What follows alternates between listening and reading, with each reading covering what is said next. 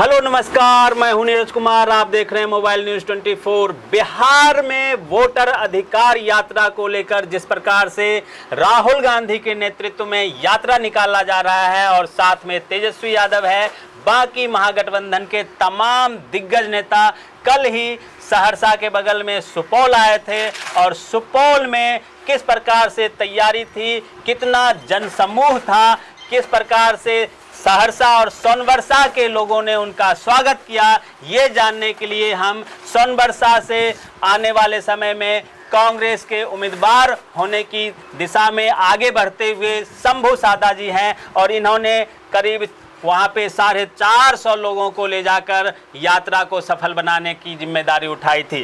क्या क्या वहाँ पे हुआ, किस प्रकार से लोगों में जोश था, राहुल गांधी को देखने का जो जज्बा था, क्या बताता है आने वाले विधानसभा चुनाव में उसका क्या असर होगा, ये हम जानेंगे शंभू जी से। शंभू जी, बहुत बहुत स्वागत है आपका। कल आप लोग वहां जिस प्रकार से गए थे और जो जनसमूह था, जिस प्रकार से लोग राहुल गांधी को देखने के लिए, उनसे एक झलक मिलने के लिए व्याकुल थे, क्या लग रहा है बिहार बदलाव की ओर अग्रसर है, कैसा महसूस कर रहे हैं आप लोग? जी, महसूस तो ये कर रहे हैं सर। सबसे पहले वोट अधिकार का जो यात्रा था उसमें बहुत भीड़ मिला देखने के लिए। बिहार का जितने भी सहरसा, सुपौल, मधेपुरा 3 जिला का जितने भी यात्रिक थे सब अपना भागीदारी वहाँ लिए और सबके साथ परेशानी है जो सरकार ने ये निकाला है, मैंने वोट रिएक्शन वाला काम के लिए कम से कम इसके लिए 1 साल का मैंने समय देना चाहिए। जो भी हमारे गरीब गुरबा समाज का आदमी है वो सब दिल्ली पंजाब कमा के गुजर काटता है और बिहार में तो किसी का मैंने रोजी रोटी चल नहीं रहा, सरकार देने रहे जो बिहार में रुक के काम करेंगे। जो भी हमारे गरीब गुरबा समाज के आदमी है वो मैंने सब आदमी बाहर खटते हैं, उनका नाम कट रहा है और कट गया है। तो इसके लिए हमारे सोनबरसा विधानसभा का व्यक्तिगत मैं 400-450 आदमी 5 बस भर के गए थे और 10 स्कॉर्पियो से गए थे और सब आदमी जाके पूरा आवाज वहाँ उठाए वोट अधिकार पत्र में।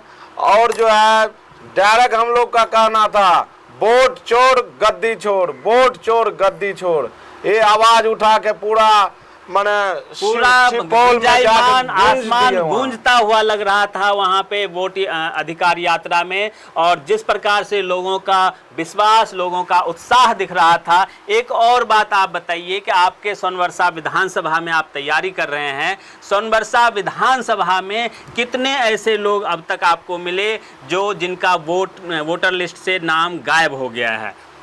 लगभग हमारे पंचायत में, पर्सनल पंचायत में झांक के हम अपना देखे, हमारे वर्कर भी देख रहे हैं, इसमें कम से कम 20 से 25 आदमी मिला। जो आदमी है उनका नाम छट गया है।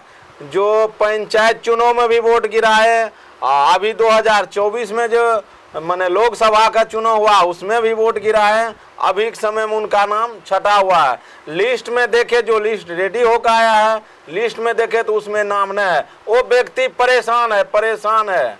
बिल्कुल परेशानी है। और इसमें जो सबसे बड़ी परेशानी ये भी आ रही है कि अगर आपकी बहू, आपकी माँ 2003 से पहले की नहीं है आपके गांव में और वो अपने मायके में थी, तो आपको उनके माता पिता का आवास प्रमाण पत्र देना होता है और इसे साबित करने में लोग काफ़ी परेशान हो रहे हैं। किसी का मायके पटना है, किसी का मायके झारखंड में है, जिन लोगों का दूर है वहाँ से आवास प्रमाण पत्र लाना बहुत ही कठिन काम हो जाता है। ये तो बहुत कठिनाई के बात है सर। और दूसरा बात है जिनका जीवित है, जी, जिनका जीवित है उनका तो ऊपर हो सकता है, लेकिन जिनका माता पिता गुजर गए हैं 2003 से पहले, जी, अब मोदी जी से ये कहना चाहते हैं कि वो कहाँ से लाएंगे गरीब आदमी, वो कहाँ से लाएंगे? हाँ, तो ये तो जितना भी माने बिहार में जितना गरीब समाज का आदमी है सबसे ज्यादा उन्हीं का कट रहा है।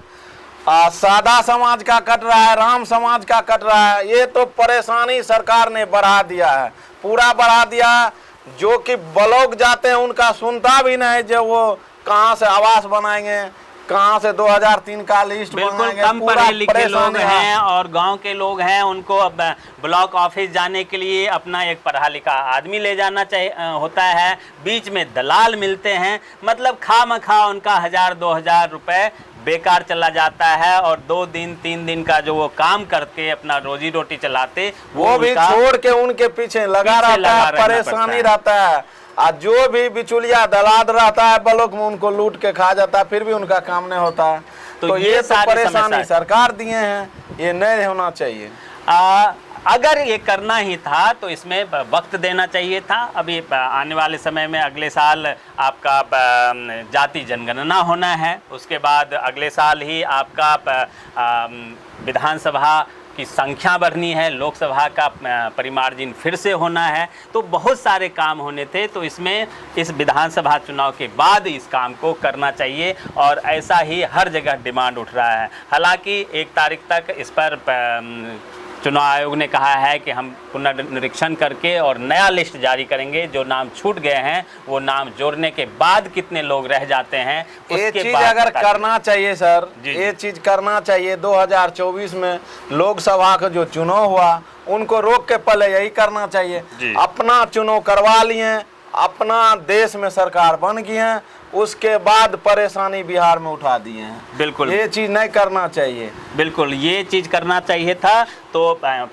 2024 लोकसभा से पहले या फिर 2029 में जो लोकसभा आने वाला है उससे उनसे पहले करना करा चाहिए। लेते। बीच में कराने का क्या मतलब बनता है, स्टेट वाइज कराने का क्या मतलब बनता है, पूरे देश का चुनाव से पहले कराते, तब इसमें ईमानदारी झलक सकती थी। बने रहिए मोबाइल न्यूज़ 24 के साथ। आप तमाम दर्शकों का बहुत बहुत धन्यवाद। शंभू जी आपका भी बहुत बहुत जी, धन्यवाद। बहुत धन्यवाद। नमस्कार। नमस्कार।